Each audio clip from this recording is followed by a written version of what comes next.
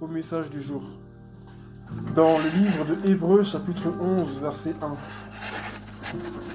Et le thème de ce message, c'est la foi. Amen. Quand j'ai entendu la sœur donner son témoignage, je me suis dit dans mon esprit, ma sœur, on est en esprit, on est ensemble ce matin. Amen. Parce que nous avons tous besoin de la foi pour vivre la vie chrétienne. Et hier, pendant que, je crois que c'est ce matin, oui, pendant que la pensée venait par rapport à ce thème-là, je me suis rappelé d'une phrase qu'on dit souvent. Oui, mais les païens aussi, ils ont la foi, parce que les païens, en fait, ils croient aussi en ce qu'ils ne voient pas, parce qu'eux, ils croient qu'ils vont se réveiller demain matin, donc ils ont tous la foi. Je me suis un peu repris dans mon esprit, parce qu'en fait, la foi, avant tout, elle est reliée à Dieu. Amen. C'est pas comme ça dans le vide. Amen. Amen. Et la Bible nous dit aussi, en fait, que la foi vient de ce qu'on entend vient de la parole de Dieu. Amen. Amen. Donc la foi, avant tout, elle a pour base, elle a pour source Dieu. Je dis Hébreux 11, verset 1. Amen. Et le thème de ce message ce matin, c'est la foi, tout simplement. La foi. Amen. La foi en Dieu, la foi en sa parole, la foi en sa puissance, la foi en Dieu. Amen. Hébreux 11, verset 1. Et je vais un peu lire un peu. Excusez-moi, je vais gagner. Hébreux aussi 10, verset 39. C'est juste au-dessus. Je vais lire aussi un peu par rapport au verset qui va suivre. Donc, dans Hébreux 10, verset 39, il est écrit: quant à nous, nous ne faisons pas partie de ceux qui reviennent en arrière pour leur perte, mais de ceux qui ont la foi pour le salut de leur âme. Et c'est là que vous comprenez que le verset qui suit, dans le chapitre suivant, prend tout son sens. Il est écrit: or, la foi, c'est la ferme assurance des choses qu'on espère et la démonstration de celles qu'on ne voit pas. Amen. J'ai Hébreux 11, verset 1 et Hébreux 10, verset 39. Amen. Donc, le Seigneur veut nous exhorter ce matin, toi et moi, à avoir la foi. La foi, c'est pas difficile. Il n'y a rien de mystique ou de mystérieux derrière. Comment est-ce que tu fais pour choisir tes vêtements le matin? Comment est-ce que tu fais pour dire le nom d'une personne que tu connais? Tu sais, au fond, tu ne te poses même pas la question, tu sais que ce nom, tu le connais. Et c'est par ce nom-là que tu identifies la personne qui est en face de toi. Quand tu la regardes, quand tu lui parles, le visage, tout son être, son apparence, en fait, est un repère qui te permet de l'identifier, amen, à ce qu'elle représente pour toi. J'ai des frères, j'ai 4 frères, je connais chacun leur nom. Je sais comment ils s'appellent, selon leur visage, leur forme. Des fois, je vois leur démarche, comme ils marchent de loin. Je sais que ça, c'est lui qui arrive. Non, ça, c'est l'autre là-bas qui arrive. Amen. Et même si je me trompe, je sais que quand je viens s'approcher de près, je vais voir son visage. Ah, ça, c'est pas lui. Amen. La parole de Dieu, c'est pareil. Avec l'Esprit de Dieu, c'est pareil. Si tu as une relation avec Dieu, que tu as foi en sa parole, petit à petit, tu sauras reconnaître sa voix. Amen. Tu sauras reconnaître sa voix. Mais ce matin, le Seigneur veut vraiment t'encourager. Il veut m'encourager à avoir la foi. S'il y a une des choses qui est vraiment difficile dans la vie chrétienne, c'est garder la foi. Et le Seigneur nous l'a toujours dit ici.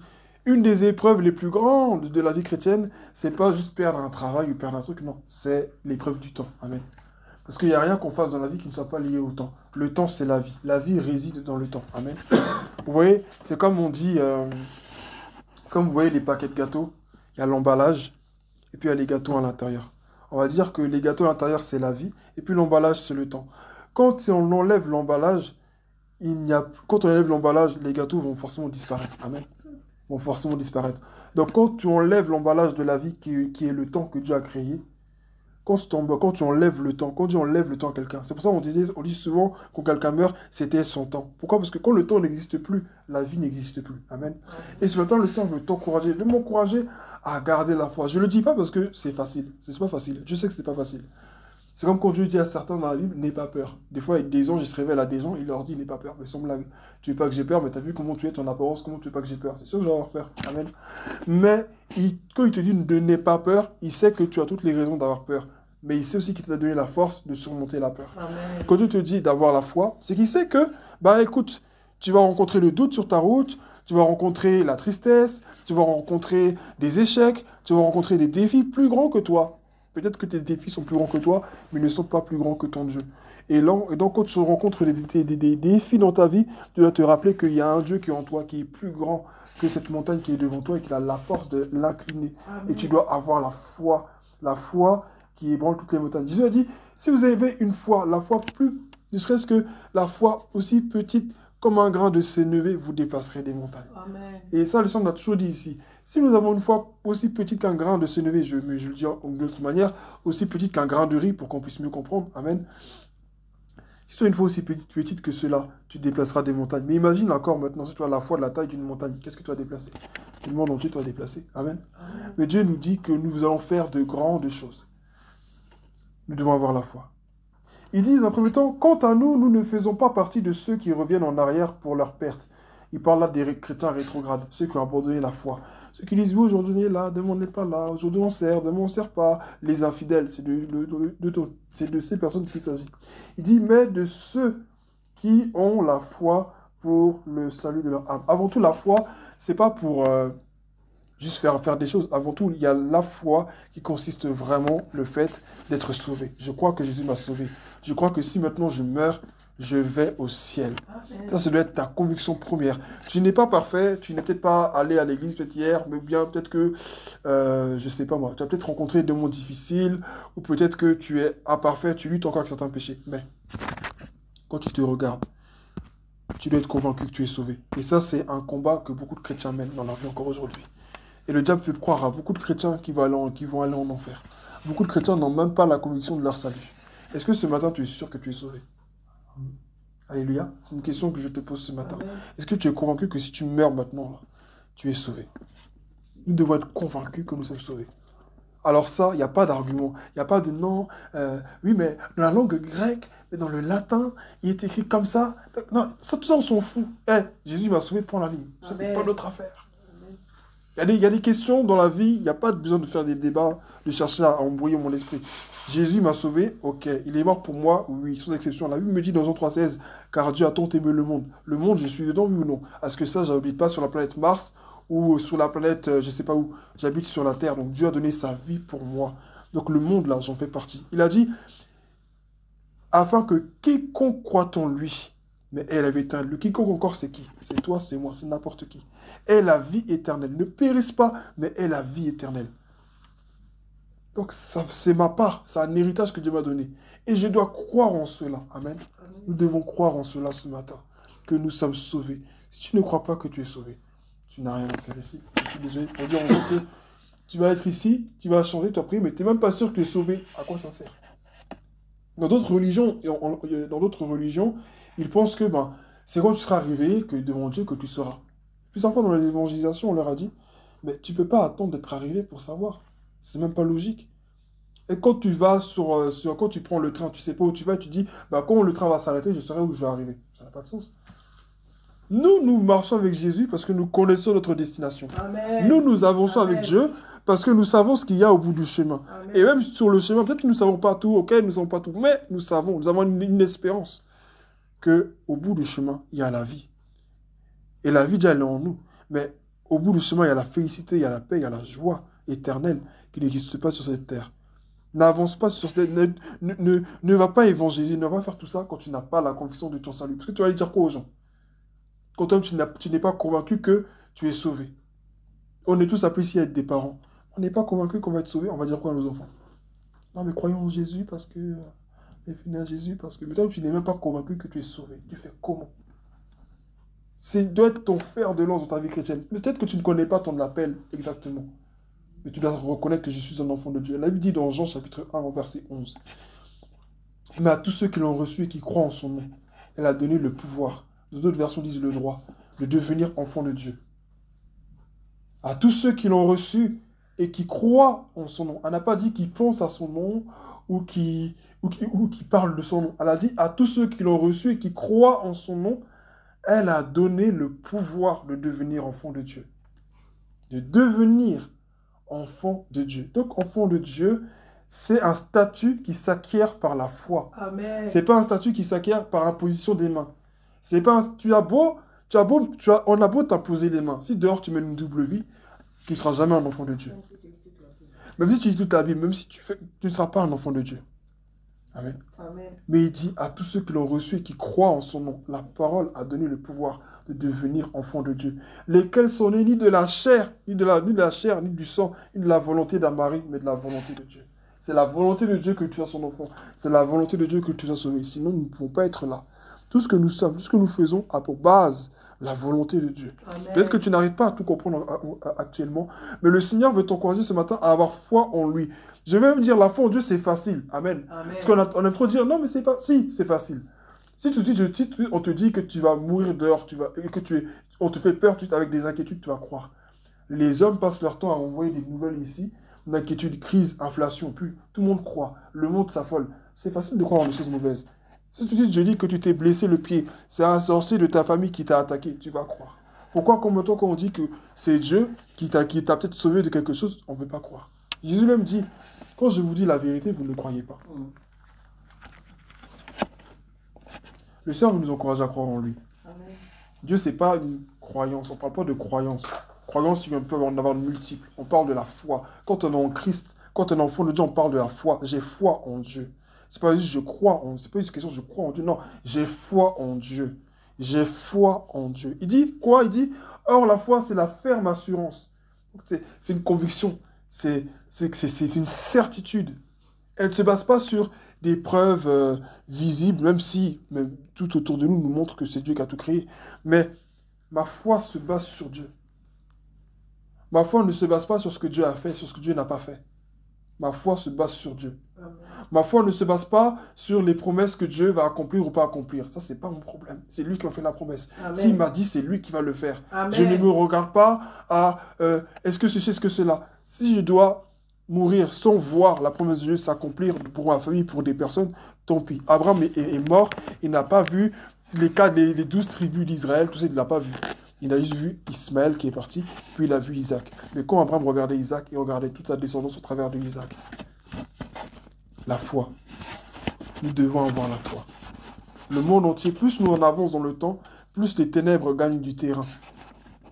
Plus les ténèbres gagnent du terrain, moins les gens sont conscients qu'il y a un Dieu. Tous les médias, tout autour de nous, les réseaux sociaux, tout est là pour nous faire oublier qu'il y a un Dieu. Si tu n'as pas d'intimité avec le Seigneur, tu vas perdre cela. Tu n'as plus vivre la présence de Dieu. Le Seigneur veut nous encourager ce matin, parce que c'est les derniers temps. Et la Bible dit que la foi d'un grand nombre se refroidira. Encore une fois, la Bible parle énormément de la foi. La foi d'un grand nombre se refroidira. Regardez les églises. Regardez les églises autour de nous. Aujourd'hui, c'est bien de parler du monde, hein, mais le monde aujourd'hui, c'est l'église même. C'est pas dehors. Le monde, c'est l'église même. Regardez. Les églises, même peut-être des fois de maisons comme nous, hein, parce qu'il ne faut pas croire que les églises de maisons sont parfaites. Oui, on dit là-bas une bonne communion, mais des fois, le diable aussi va se loger dans des lieux comme ça pour tromper la vigilance des gens. Moi, je veux t'encourager à avoir la foi. C'est ta foi en Dieu qui va te pousser à prier. Amen. La Bible dit dans le verset 6, il dit « Or, sans la foi, il est impossible d'être agréable à Dieu. » Voilà pourquoi tu dois avoir la foi, parce que ton intimité avec Dieu, ta relation avec Dieu est menacée. J'ai dit dans un premier temps, tu dois avoir la foi, amen, en qui tu es en Christ. Tu es un enfant de Dieu, c'est la vérité. Et il n'y a rien qui pourra changer cela. Mais je veux t'encourager aussi à avoir la foi pour ta propre intimité avec le Seigneur. Comment tu peux t'approcher de quelqu'un si tu ne crois même pas qu'il existe? Tu ne crois même pas qu'il existe et puis tu vas t'approcher de lui. Tu dois prier, tu ne crois même pas qu'il est présent. Moi, le Seigneur m'a aidé à développer une certaine foi en lui, qui est que peu importe où je suis, peu importe où je vais, peu importe le milieu où je suis, à partir du moment où je suis dans mon esprit, dans mon cœur, je suis en train de prier, je sais que Dieu est là. Amen. Et je crois qu'il est là, comme quand j'ai prié dans ma chambre. Je crois qu'il est là, comme quand j'ai prié dans mon secret avec lui. Je crois qu'il est là, comme ça, avec moi, partout. Amen. Peu importe le chant, même si je ne comprends pas les paroles du chant, mais parce que je crois que la personne est en train de louer Dieu, je lève mes mains, je commence déjà à adorer. C'est plus tard, peut-être, quand j'entendrai les paroles, je vois qu'elles ne sont peut-être pas conformes.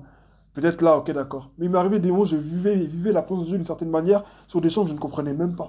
D'une langue que je ne comprenais même pas. Mais quand tu as un cœur disposé à adorer Dieu, en fait, Amen. Tu vas vivre des choses avec lui. Amen. Donc Dieu t'appelle ce matin, toi et moi, à avoir la foi. Il n'y a pas de mystère. Arrêtons de maquiller les choses. Il n'y a pas de mystère autour de la foi. Comment elle a fait pour tenir pendant des années? Comment elle a fait pour prier depuis des années? C'est la foi. Amen. Amen. C'est la foi. La foi te rend, et je vais finir par là ce matin, la foi te rend entièrement dépendant de Dieu. Amen. Amen. Alléluia. Amen. La foi te rend pleinement dépendant de Dieu. Amen. Quand tu as foi en Dieu, tu ne dépends pas de l'approbation des hommes. Qui m'a applaudi? Qui ne m'a pas applaudi? On s'en fout. Qui a senti la présence de Dieu? Qui n'a pas senti? On s'en fout aussi. Parce que Dieu n'est pas dans l'histoire des sensations. Puis toutes les sensations ne viennent pas de Dieu. C'est juste le froid. C'est le froid qui donne les frissons, c'est pas Dieu, des fois. Ou des fois, c'est juste ton corps. Des fois, le corps a une certaine réaction. C'est pas forcément Dieu. Amen. Le Seigneur veut t'encourager ce matin. Je ne sais pas pour qui le Seigneur parle. Mais déjà, il me parle à moi. Mais je sens que le Seigneur parle à quelqu'un spécialement. Aie la foi. Un tout petit peu. Dieu ne te demande pas des choses extraordinaires. La jeune fille israélite pouvait dire à Naaman, dans l'Ancien Testament, dans le livre des rois. Non, même pas. C'est son serviteur plutôt. Parce que on a envoyé ses serviteurs aller voir Élie pour sa guérison. Je crois que c'était Élisée ou Élie, peu importe. En tout cas, aller voir le prophète. Et lorsque ses serviteurs sont revenus le voir, ils lui ont dit que le prophète t'a dit de te plonger dans le Jourdain qui est boueux, où il y a la boue là. C'est là qu'on t'a dit de te plonger. Il dit, le Naaman dit non, mais comment ça, pourquoi il me prend, etc. Et son serviteur lui a dit, si tu avais demandé quelque chose de difficile, l'aurais-tu fait? Et c'est la question que Dieu veut te demander ce matin, veut te poser ce matin. Si Dieu t'avait demandé quelque chose de difficile, l'aurais-tu fait? On n'est plus dans l'Ancien Testament aujourd'hui. Donc, il n'y a pas de corde spéciale à apporter, ou bien de sacrifice d'animaux à apporter. Non. Le Seigneur te demande juste de croire simplement. Et quand tu vas croire en Dieu, tout autour de toi va te montrer que Dieu n'est pas là. Le monde des ténèbres va se mobiliser pour te tromper. Mais c'est justement là, en réalité, que Dieu a déjà commencé à agir. Amen. Le diable, il aime tromper la vigilance des gens. Quand tu vas commencer à prier, tu vas commencer à avoir des attaques, tu vas commencer à faire des rêves que tu n'as jamais fait, que tu vas vraiment... Parce que tu marches à contre-courant de ce monde.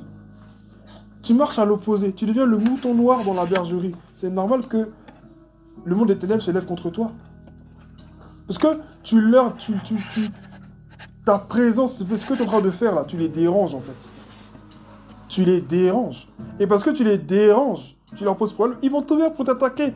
Ta maman va te dire des trucs, ton frère va te dire des choses, ta soeur, ton patron, dans ton travail. On va commencer à te dire des choses. Pourquoi? Parce que tu es un enfant de Dieu. Moi, j'étais là dans mon travail, je priais, j'étais là. Et je voyais des choses qui se passent autour de moi, des gens, des trucs. Mais j'étais là. Une fois, j'ai prié dans mon coin, et puis je suis ressorti, parce qu'on était à ma pause, j'étais en jeûne ce jour-là. Et j'ai vraiment vécu la présence de Dieu dans ma loge, je vais dire ça comme ça. Et quand je suis ressorti, j'ai ressenti comme si j'étais dans un nouveau monde. Je sais que j'étais dans la présence de mon Dieu. Amen. Et je voyais plus les clients pareils et tout. Et j'arrivais à affronter le monde du travail avec une plus grande force. Parce que je savais que Dieu était avec moi. Ma chair a lourdement été éprouvée. Au point où des fois, j'ai eu des fois du mal à dormir parce que des fois c'était très très compliqué. Mais Dieu m'a toujours fortifié. Dieu a toujours été avec moi. Donc ce matin, je veux t'encourager à te rapprocher de Dieu avec foi. À garder la foi. J'ai dit beaucoup de choses. Bon, souvent quand je prêche, je ne donne pas des points particuliers. Mais je crois que chacun a reçu sa part ce matin. Amen. C'est pas compliqué d'avoir la foi. C'est une question de volonté. Est-ce que tu veux avoir la foi ce matin? Crois dans le Seigneur. C'est pas juste des mots, mais des actes. La Bible dit que sans les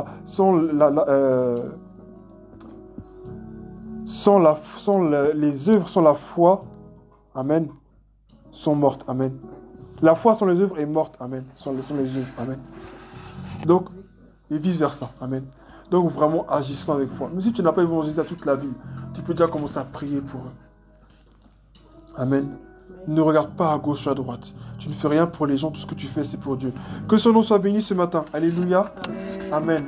Amen. Amen.